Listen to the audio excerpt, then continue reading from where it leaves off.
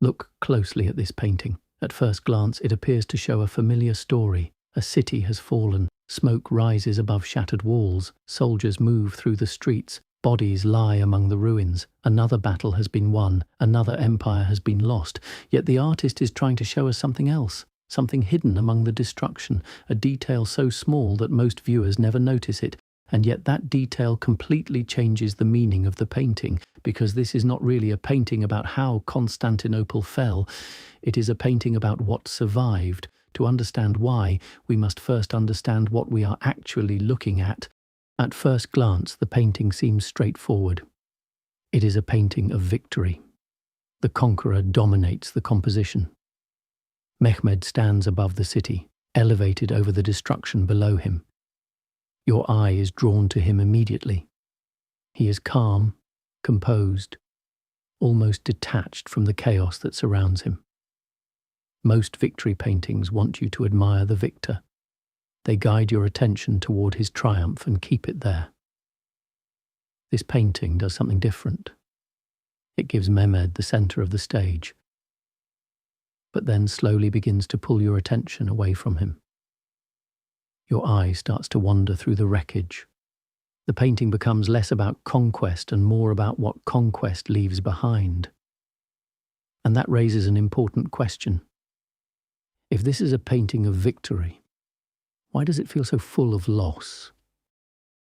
The inhabitants of Constantinople saw themselves as the continuation of the Roman Empire. Their laws were Roman. Their institutions were Roman. Their emperors claimed the legacy of Caesar himself. To them, Constantinople was not replacing Rome. It was Rome. This is what gives the painting its emotional weight. The artist is not showing us the destruction of a city.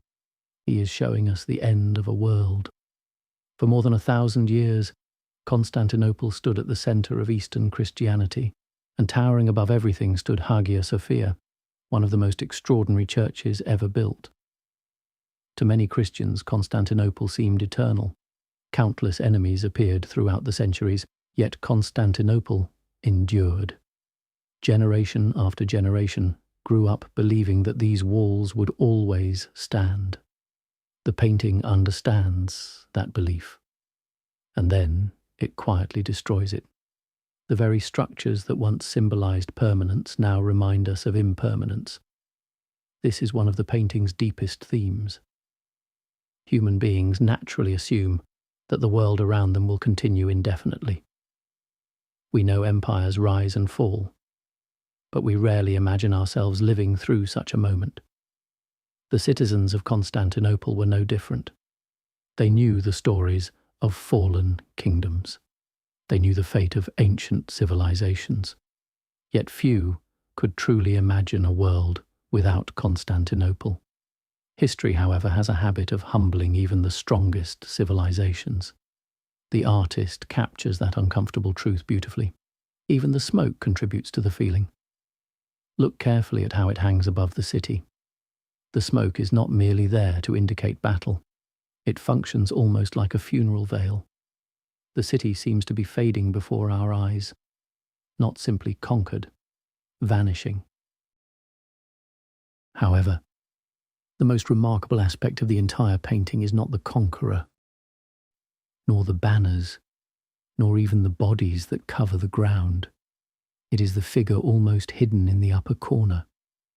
The holy Theotokos watches from a shattered wall above the scene below.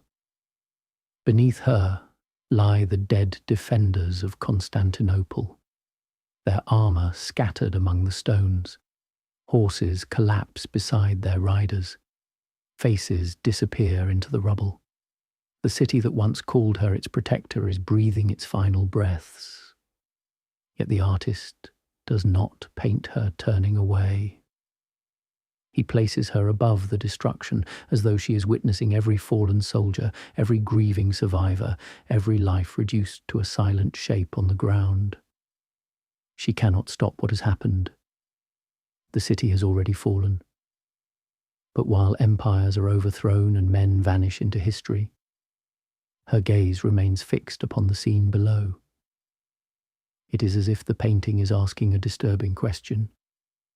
When the last walls fall and the last defenders die, who is left to remember them? Constantinople fell, but it was never forgotten. Its spirit lives on in Western culture and art, its memory handed down across generations. The empire is gone, yet its influence remains woven into the culture it helped create, its memory handed down across generations. And, in that sense, the city still endures.